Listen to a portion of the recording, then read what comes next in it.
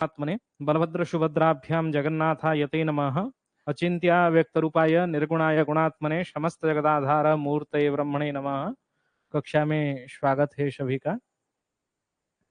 आज हम लोग रोग विषय में पढ़ने जा रहे हैं, रोग विचार। और विशेष करके समर वेकेशन में, जो गर्मी के मौसम में ये कक्षा पूरा करना पड़ेगा क्योंकि छुट्टी रहेगी। छुट्टियों में हम लोग ये विषय प्रायतः रोग विचार के ऊपर जितने हैं उसको अध्ययन करेंगे। कुंडली फलादेश करते वक्त हम लोगों को कई सारे विषयों को ध्यान देना पड़ता है और उसमें जो प्रमुख विषय है वो रोग विचार भी है, क्योंकि आजकल कुंडली जो हम लोगों को प्राप्त होता है, 2-4 प्रश्न सबसे अधिक हमारे सामने आते हैं। उसमें एक प्रश्न जो होता है वो विवाह संबंधित प्रश्न है और दूसरा जो प्रश्न है वो कर्म व आजीविका संबंधित प्रश्न है और तृतीय प्रश्न जो है वो रोग संबंधित प्रश्न है। अरिष्ट होना व अकस्मात मारक के कारण पीड़ित होना व्यक्ति, क्योंकि कोई परेशानी होती है तब हमारे पास कोई यजमान व कोई व्यक्ति आता है। कभी कभार किसी का कुछ वस्तु खो गया है, नष्ट हो गया है, नष्ट द्रव्य प्राप्ति के लिए भी प्रश्न आते हैं। जैसे प्रश्न होता है उसके अनुरूप हम लोग कुंडली का फलादेश करते हैं और उसमें एक रोग प्रश्न सबसे महत्वपूर्ण प्रश्न है, जो हम लोगों को कुंडली देख के जानकारी लेना चाहिए। रोग उत्पत्ति में जो आयुर्वेद एवं ज्योतिष शास्त्र, धर्मशास्त्र, तीनों का आपस में एक संबंध होता है। ये आंतरिक संबंध जो हम लोग देखते हैं, वीर सिंहावलोक एक ग्रंथ है। वीर सिंहावलोक चौखम्बा में प्रकाशित है। उस ग्रंथ को देखेंगे तो वो एक रिसर्च ग्रंथ है, अनुसंधान ग्रंथ है। उसमें पूरा अनुसंधान किया गया है रोग विचार के ऊपर, ज्योतिष शास्त्र के दृष्टि से, धर्मशास्त्र के दृष्टि से, आयुर्वेद के दृष्टि से। मतलब ज्योतिष शास्त्र एवं धर्मशास्त्र, आयुर्वेद, ये तीनों का एक पारस्परिक संबंध होता है, आंतरिक संबंध है। उस संबंध से रोग का प्रतिकार भी करना चाहिए। जो आयुर्वेदिक चिकित्सक है उसके पास ज्योतिष शास्त्र का ज्ञान होना चाहिए एवं जो ज्योतिष शास्त्र का विद्वान है उसके पास भी आयुर्वेदिक ज्ञान भी होना चाहिए। मतलब परस्पर एक आंतरिक समन्वय का संबंध है ज्योतिष शास्त्र के साथ आयुर्वेद का। और सबसे रोग विचार में महत्वपूर्ण बिंदु 2 होते हैं। एक तो पंच महाभूत और दूसरा जो है वो 3 प्रकार की दोष, वात, पित्त, कफ। पंच महाभूत में आकाश, वायु, अग्नि, जल, पृथ्वी, ये पंच महाभूत से हमारे शरीर सृष्टि होते हैं और सारे प्रकृति से लेके अंड, पिंड, ब्रह्मांड सभी इन पंच महाभूत के द्वारा ही सृष्टि हुआ है। जैसे हम लोग कहते हैं 3 गुण विद्यमान है प्रत्येक मनुष्य के शरीर में, वो सत्व, रज, तम। इन सत्व, रज, तम 3 अहंकार के द्वारा पंच तन्मात्रा और पंच तन्मात्रा में पंच ज्ञानेन्द्रिय, पंच कर्मेंद्रिय, उनका एक आपसी परस्पर संबंध, उससे क्या सृष्टि होते हैं ना। विशेष करके पंच महाभूत का भूमिका हमारे शरीर में सबसे अधिक होता है। जैसे हम लोग वास्तु में विचार कर रहे थे, वास्तु शास्त्र का अध्ययन करते वक्त पंच महाभूत के बारे में चर्चा कर रहे थे। शब्द, स्पर्श, रूप, रस, गंध।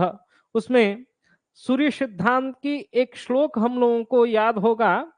एक सूर्य सिद्धांत की श्लोक को हम लोग पढ़े हैं। मनसः खम ततो वायुरग्नि रापो धरा क्रमात् गुणैक वृद्ध्या पंचेति महाभूतानि जज्ञिरे। मनसः खम ततो वायु रग्नि रापो धराक्रमात् गुण ऐक्य गुणैक्य वृद्ध्या पंचेति महाभूतानि जज्ञिरे, ये सूर्य सिद्धांत ग्रंथ का भूगोलाध्याय का श्लोक है, 23 नंबर वाला श्लोक है। इस श्लोक में सूर्यांश पुरुषमय महासुर को कहते हैं, ये जो पंच महाभूत की उत्पत्ति होती है वो गुण वृद्धि के अनुसार उत्पत्ति हो रहे हैं। कैसे गुण वृद्धि ना, एक एक गुण वृद्धि होता है आकाश तत्व में। इसका चर्चा हम लोग वास्तु कक्षा में भी किए हैं। जैसे आकाश तत्व शब्द गुण प्रधान है, और शब्द गुण प्रधान होने के कारण इसको आप लोग नोट्स बना सकते हैं। आकाश तत्व शब्द गुण प्रधान है, और शब्द का इंद्रिय क्या है ना, श्रौत इंद्रिय है। जो कान है वो जो सुनने की कार्य को संपादन करता है वो श्रौत इंद्रिय है। शब्द गुण आकाश तत्व युक्त मतलब क्या है, आकाश तत्व में एक ही गुण विद्यमान होते हैं, वो क्या है ना, शब्द गुण। उसके बाद आकाश के बाद वायु की उत्पत्ति होती है।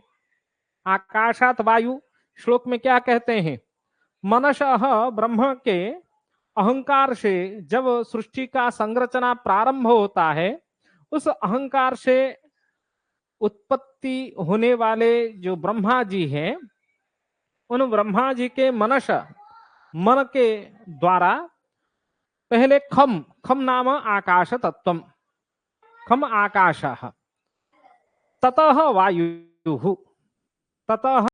वायु, उस आकाश तत्व से वायु की उत्पत्ति होती है। आकाश तत्व से वायु की उत्पत्ति मतलब वायु में दो गुण प्राप्त होंगे। कौन से गुण ना, शब्द स्पर्श। हम लोग जानते हैं वायु जब प्रवाह होता है हम लोगों को उसका एहसास होने लगता है, स्पर्श होने लगता है।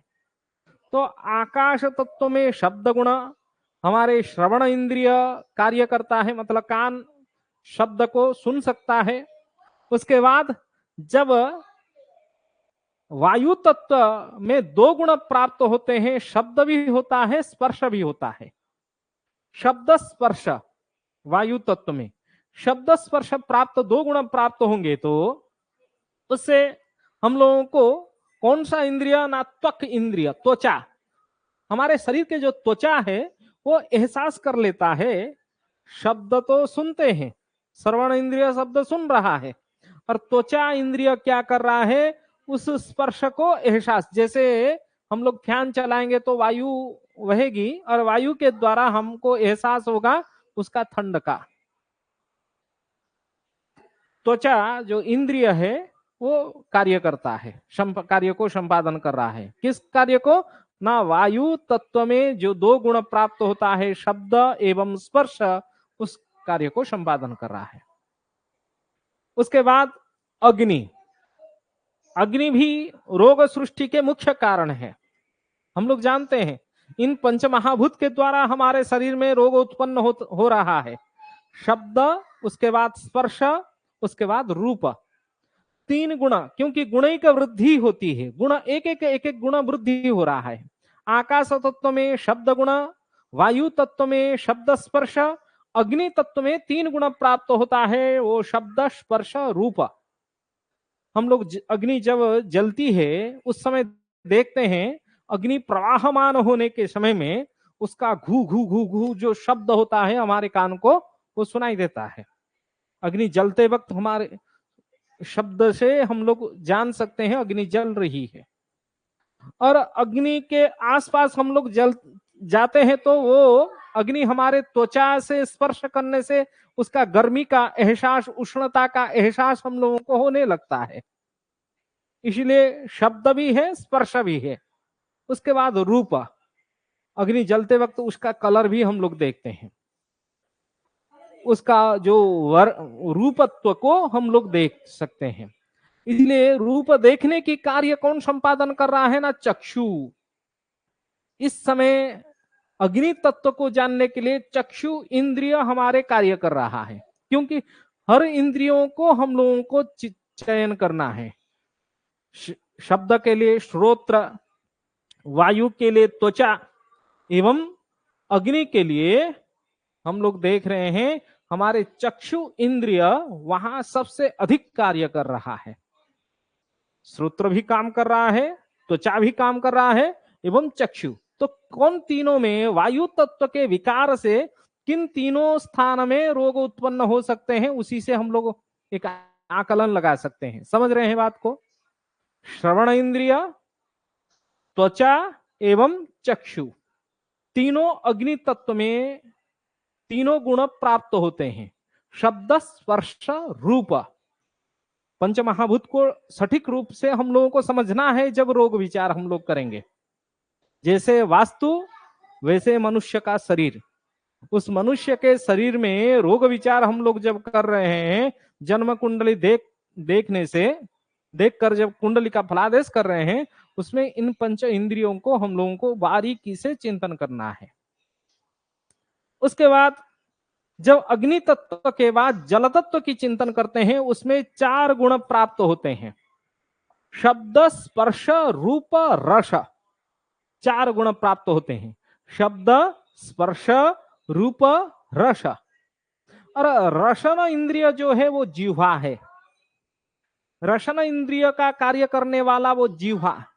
जिह्वा से हम लोग पानी का स्वाद लगा सकते हैं। हम लोग मीठा है, खटा है, खरा है, नमकीनी है, क्या है, टेस्ट उसका कितना कैसा है। टेस्टिंग कैपेसिटी जो होती है वो सबसे प्रमुख कहां होती है ना, रसन इंद्रिय में, जीवा में। तो इसलिए जल तत्व में जहां जल का विकार जिस मनुष्य में होगा, जिस मनुष्य के जन्म कुंडली में जल विकार होगा, वहां 4 गुण हम लोगों को देखना है। शब्द, स्पर्श, रूप, रस। तो वहां 4 इंद्रियों को भी हम लोगों को एक बार चिंतन करना है। श्रोत्र इंद्रिय, त्वचा एवं चक्षु, उसके बाद जीवा। क्योंकि जल तत्व में 4 गुण प्राप्त होते हैं, शब्द, स्पर्श, रूप, रस। उसके बाद अंतिम जो सबसे प्रमुख एक इंद्रिय होता है वो पृथ्वी तत्व होता है। जो प्रमुख तत्व होता है वो पृथ्वी तत्व होता है। उसमें पृथ्वी तत्व में शब्द, स्पर्श, रूप, रस, शब्द, स्पर्श, रूप, रस एवं गंध, 5 तत्व का पूरा पूरा प्राप्त होता है वो पृथ्वी तत्व में। पृथ्वी तत्व विकार होने से 5 गुण की प्रवृत्ति होती है उसमें। शब्द भी, स्पर्श भी, रूप, रस, गंध। और गंध इंद्रिय जो है वो हमारे नासिका के द्वारा, क्योंकि घ्राण इंद्रिय नासिका है, वो घ्राण इंद्रिय के द्वारा हम लोग गंध को परख लेते हैं। पृथ्वी तत्व में आकाश तत्व भी प्राप्त होता है, वायु तत्व भी प्राप्त हो रहा है, एवं अग्नि तत्व, जल तत्व, 5 तत्व पृथ्वी तत्व में हम लोगों को प्राप्त होता है। यदि पृथ्वी तत्व का विकार होगा, हम लोगों को तुरंत पता चलता है क्या, इसके शरीर में 5 तत्व का विकार सृष्टि हो रही है। उस विकार से उस प्रकार की रोग उत्पन्न होंगे जो 5 तत्वों के द्वारा उत्पन्न होने वाले रोग हो। इसीलिए कुछ विभाजन किया गया है पंच महाभूत के शरीर के ऊपर प्रभाव क्या कहां कहां होती है, उसको हम लोग चिंतन करें तो पहले आता है आकाश। आकाश तत्व हम लोग जानते हैं, आकाश तत्व शून्य का प्रतीक है, क्योंकि खम शून्यम, ख नाम शून्य है, आकाश तत्व है।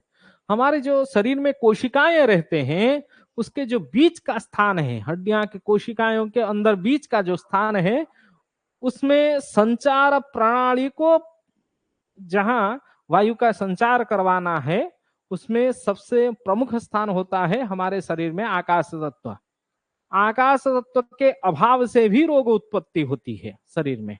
तो आकाश तत्व के अभाव से कौन से रोग उत्पन्न हो सकते हैं?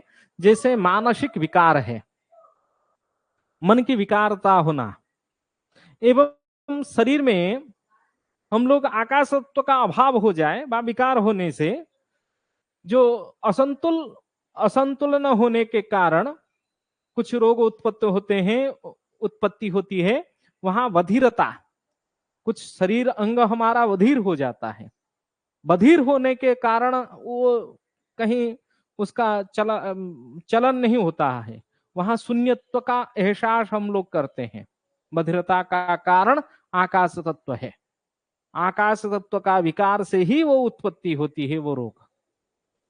उसके बाद इसको ग्रह एवं राशियों के विभाजन में भी हम लोग चिंतन करेंगे, इन पंच महाभूत को। क्योंकि जब हम लोग जन्म कुंडली का फलादेश कर रहे हैं, बिना पंच महाभूत, बिना त्रिदोष से हम लोग रोग विचार नहीं कर सकते हैं। और हम लोग जानते हैं 12 राशि, सात नहीं तो 9 ग्रह, इनका एक जो संबंध होता है वो पंचमहाभूत एवं वात पित्त कफ त्रिदोष के कारण ही सारा संबंध को हम लोग फलादेश में, कुंडली के फलादेश में चर्चा करते हैं व चिंतन करते हैं। उसी के अनुसार प्रतिकार देते हैं, उसी के अनुसार जो रोग शमन की उपाय हम लोग चिंतन करते हैं। ठीक है, तो इसीलिए इन पंचमहाभूत को हम लोगों को बारीकी से समझना है। गैस्ट्रिक वाला समस्या जो है वो आकाश तत्व के कारण भी उत्पत्ति होती है, क्योंकि जहां शून्यत्व की समस्या है, आकाश तत्व की समस्या है, वहां गैस्ट्रिक है। शरीर में आकाश तत्व होना चाहिए, क्योंकि शून्य का प्रतीक जो सबसे प्रमुख होता है वो शब्द गुण है। शब्द गुण का अभाव होना, क्योंकि हम लोग देखते हैं हमारे पेट में जब अधिक शून्यत्व होता है, पेट को मारते हैं तो कुछ ढोलक जैसा आवाज निकलता है, और जो ढोल हम लोग बजाते हैं उसके ढोल के अंदर अधिक शून्यत्व होता है, आकाश तो होता है, इसीलिए ढोल बजाने से उससे शब्द निकलते हैं। जानते हैं आकाश तत्व का प्राधान्य कितना होता है। उसी प्रकार हमारे शरीर में भी है। वायु तत्व के चिंतन करें तो वायु तो गति का कारण है, एवं हमारे श्वसन इंद्रिय उस गति को ही प्रभावित करता है। जो रक्त प्रवाह हो रहा है हमारे शरीर में, वो वायु के कारण ही हो रहे हैं। हमारे जो सारे जॉइंट्स हैं शरीर में, अंग प्रत्यंग में जितने सारे जॉइंट्स हैं, उसमें एक वायु प्रवाह होता है। जिस वायु प्रभाव सटीक होने के कारण हम लोग पूरा शरीर सुस्थता से जीवन निर्वाह करते हैं। आजकल योग करने की कितना प्राधान्य हो गया है। योग कर्मसु कौशलम बताया गया है, क्योंकि हर दिन हम लोगों को डेली रूटीन में एक योग प्राणायाम करना चाहिए। और प्राणायाम हमारे शरीर में वायु का प्रवाह का मुख्य कारण होता है। अनुलोम विलोम प्राणायाम हो व भ्रामरी, डेली रूटीन में हम लोगों को करना चाहिए। समय अभाव भी हो, 5-10 मिनट हम लोगों को निकाल के ये प्राणायाम व योग ये करना उचित है। उससे भी क्या ग्रह दोष नष्ट होते हैं? हाँ, ग्रह दोष उससे भी नष्ट होते हैं। लेकिन क्योंकि देखा गया है जन्म कुंडली में वायु तत्व का कारक ग्रह जो है वो शनि है। राहु शनि वायु तत्व के कारण होते हैं। और जब शनि का किसी कारणवश जन्म कुंडली में अशुभ प्रभाव से ग्रस्त हो शनि अथवा राहु, उसका दशा अंतरशा प्रत्यंतरशा चल रहा हो, एवं गोचर में भी शनि का प्रभाव अशुभत्व हो, उस समय देखा गया है व्यक्ति वायु रोग से, कई सारे जॉइंट पेन के कारण वो पीड़ित होता है व्यक्ति। क्योंकि वायु विकार से जो गठिया होता है वो दर्द करने लगता है। कंपकंपापी व वात रोग, वातज रोग जितने सारे उत्पत्ति होती है वो वायु के कारण उत्पत्ति होती है। उस समय अधिक से अधिक हम लोगों को योग प्राणायाम करना चाहिए, और वो योग प्राणायाम के द्वारा वायु के संचार शरीर में सटीक होने से हम लोग क्या करते हैं, सुस्त होते हैं। केवल ग्रह का जाप कर लेने से सुस्त हो जाएंगे ऐसा नहीं है। इसलिए ज्योतिषियों को भी जो आयुर्वेदिक चिकित्सा है उसके ऊपर भी हम लोगों को ध्यान देना चाहिए। केवल जन्म कुंडली फलादेश करेंगे मतलब ज्योतिष शास्त्र का अध्ययन करेंगे और बाकी के ऊपर नजर हम लोग नहीं डालेंगे, ऐसा नहीं है। वर्तमान भारतीय ज्ञान परंपरा में हम लोग हर शास्त्र को अपने शास्त्र के साथ आंतरिक संबंध व समन्वय बना के उसका एक अध्ययन करें और उसी के अनुरूप हम लोग कुंडली का फलादेश करें और समाज को दें, उससे लाभ होगा। जैसे अग्नि तत्व हमारे शरीर में जो पाचन क्रिया है, क्योंकि हमारे पेट व जठर जो अग्नि होता है, जठराग्नि, वो पाचन तंत्र एक शरीर में वो कार्य करता है, संपादन करता है। पाचन तंत्र अग्नि के कारण होता है, जठराग्नि के कारण। एवं पाचन क्रिया को संपादन करने वाला जो है वो जठराग्नि है। उस कारण से अग्नि हमारे शरीर में सबसे महत्वपूर्ण स्थान को निभाता है, क्योंकि खाद्य खाने से हमारे सारे शरीर सुस्त हो जाएगा ये नहीं है। हम लोग जितना भोजन कर रहे हैं वह हमारे शरीर में क्या होना चाहिए, पाचन होना चाहिए। वो तब पचेगा तब हमारे शरीर में उससे रक्त की उत्पत्ति होगी, वायु की उत्पत्ति होगी और बाकी जो आकाश तत्व की उत्पत्ति होगी और हमारा शरीर सटीक रूप से चलेगी। उस कारण से अग्नि तत्व में आकाश तत्व, वायु तत्व और अग्नि तत्व तीनों देखा जाता है। और पाचन क्रिया को संपादन करने वाला अग्नि है। शरीर में जितना हम लोग ज्वर से पीड़ित होते हैं उसका कारण भी अग्नि है। अग्नि के कारण हम लोग ज्वर से हमारे शरीर तपतपा जाता है वहां।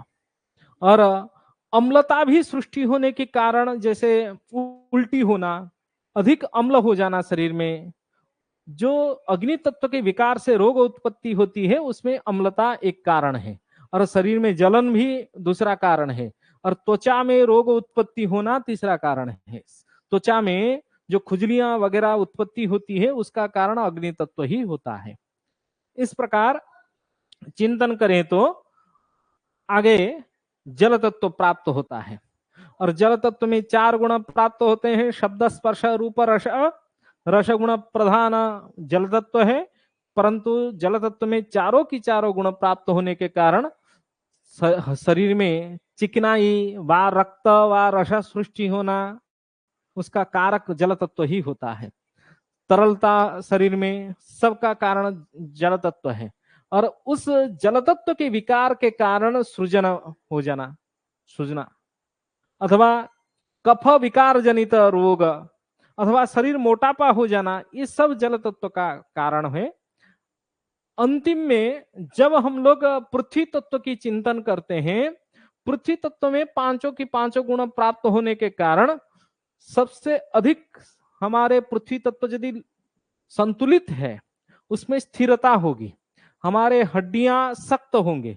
पृथ्वी तत्व के कारण जो मांस पेशियां हैं वो भी सुस्त होंगे।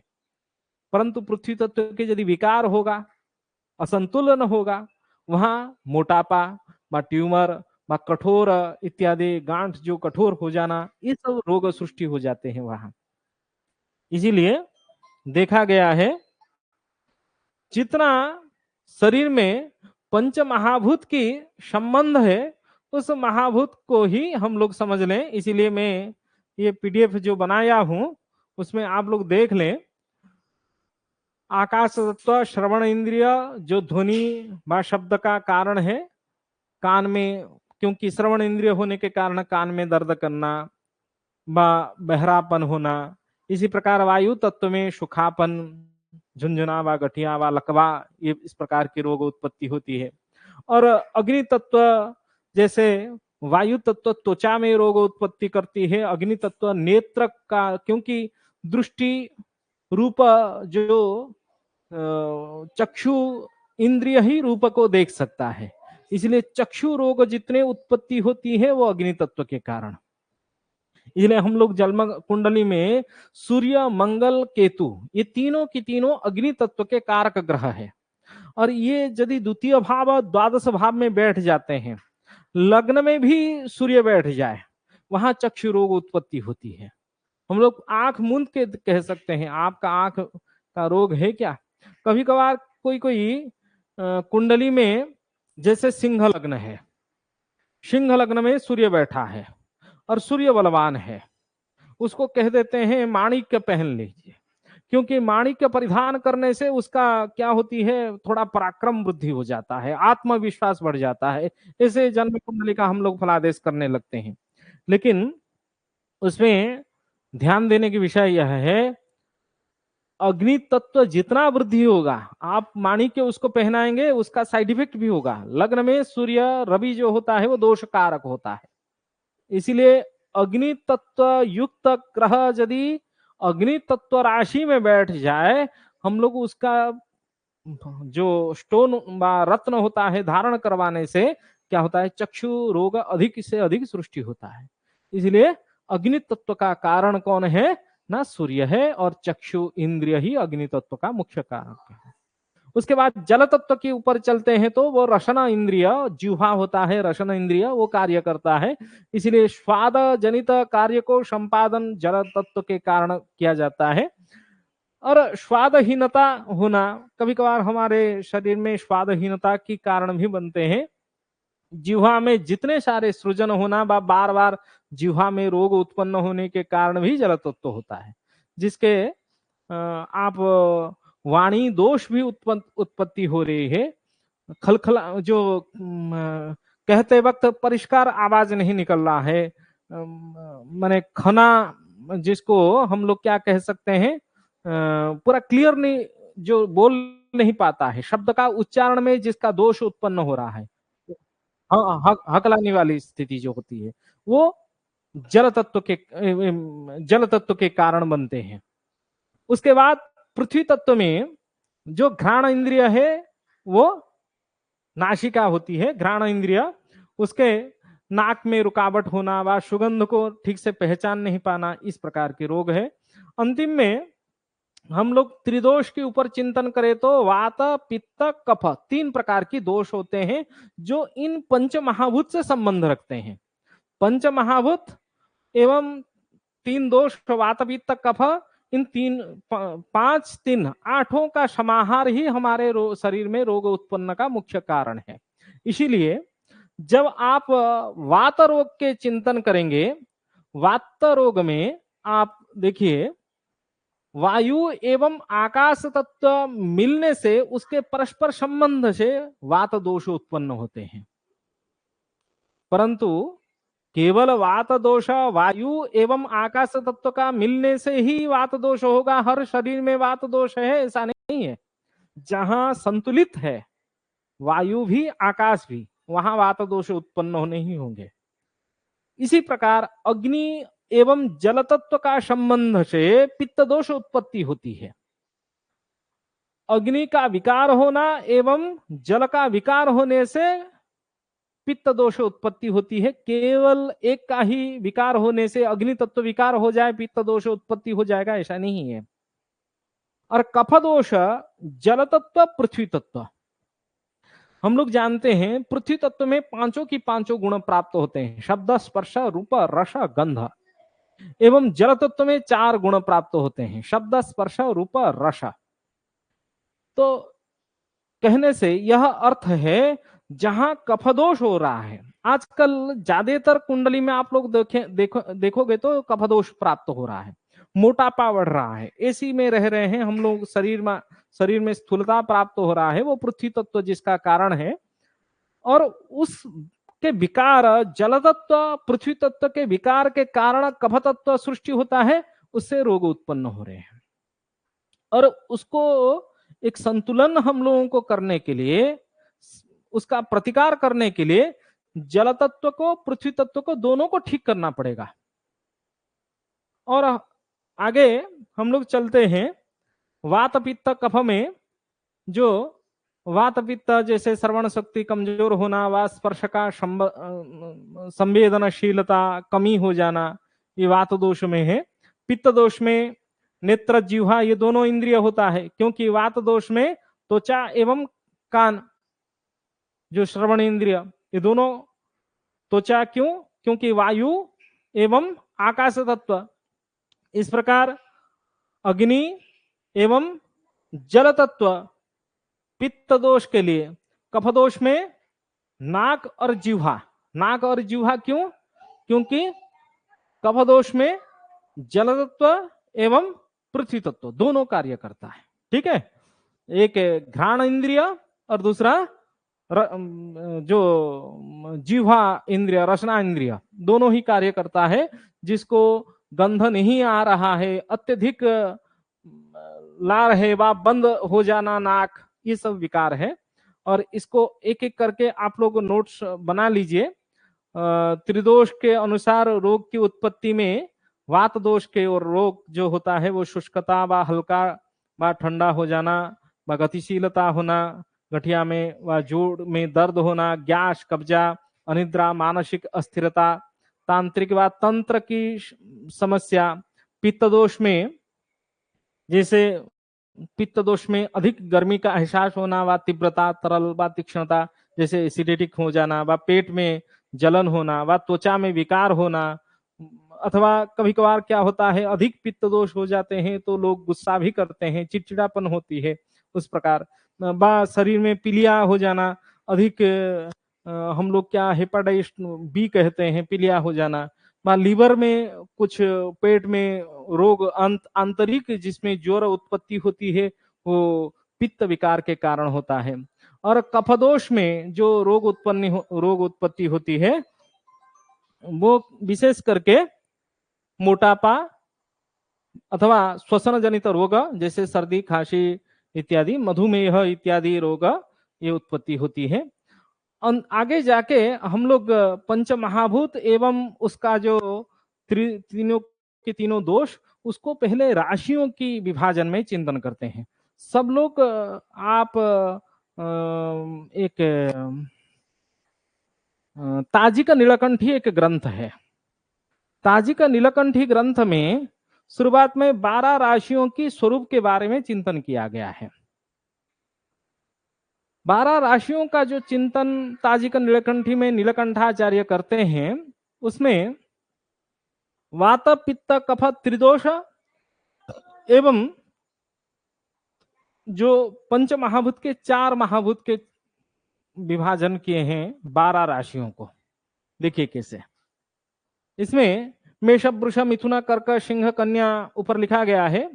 मेष राशि जो है वो अग्नि तत्व प्राधान्य होता है, और वृष राशि पृथ्वी तत्व, मिथुन वायु, कर्क जल तत्व, सिंह अग्नि, कन्या पृथ्वी, तुला वायु एवं वृश्चिक राशि जल तत्व का है, धनु राशि अग्नि तत्व का।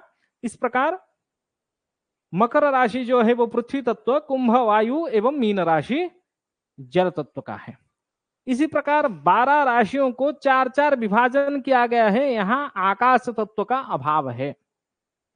आकाश तत्व ऐसे एक शब्द गुण प्रधान है, वो सभी तत्व में विद्यमान है, क्योंकि आकाश तत्व वायु में भी है, आकाश तत्व अग्नि में भी है, जल में भी है, पृथ्वी तत्व में है।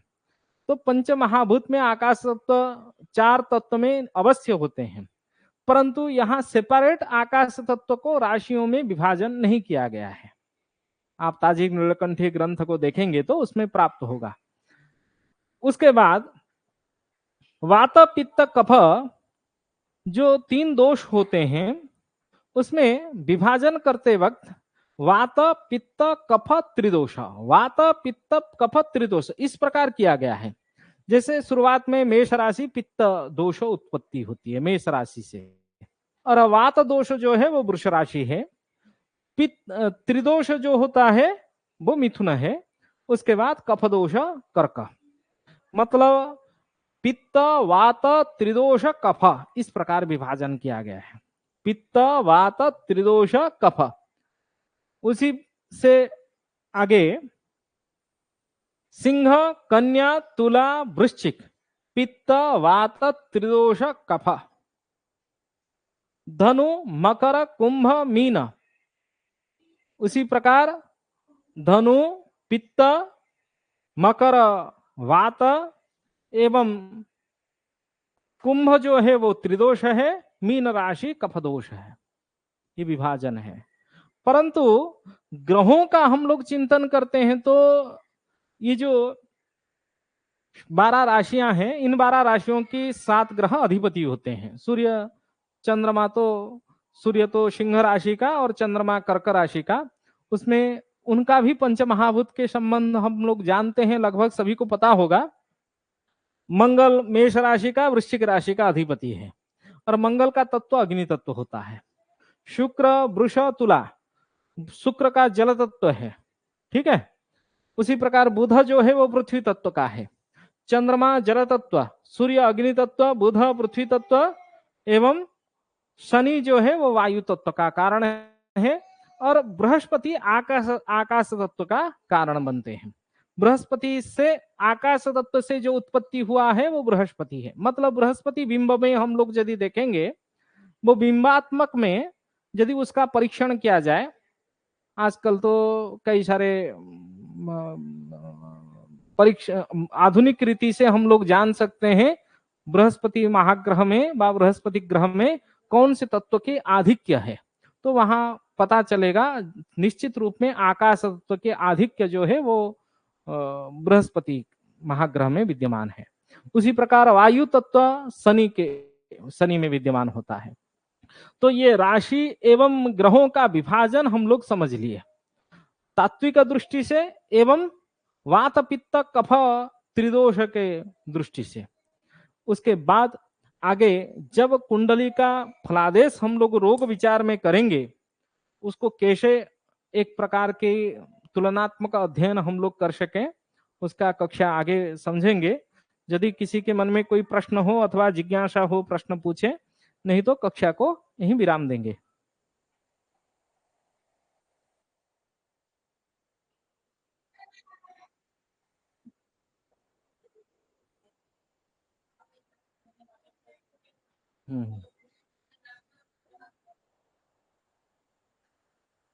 हाँ, रक्त प्रवाह का कारण वायु भी है, क्योंकि आप लोग देखिए रक्त अग्नि तत्व से भी सृष्टि होता है और जल तत्व।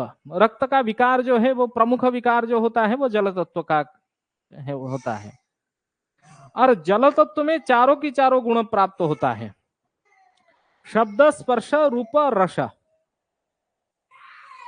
उसमें वायु तत्व अवश्य होता है, समझ रहे हैं। रक्त में आकाश तत्व भी होता है एवं उसमें वायु तत्व भी है, अग्नि तत्व भी है, जल तत्व में है भी है, केवल पृथ्वी तत्व का अभाव है, ठीक है। चलिए, धन्यवाद। हाँ।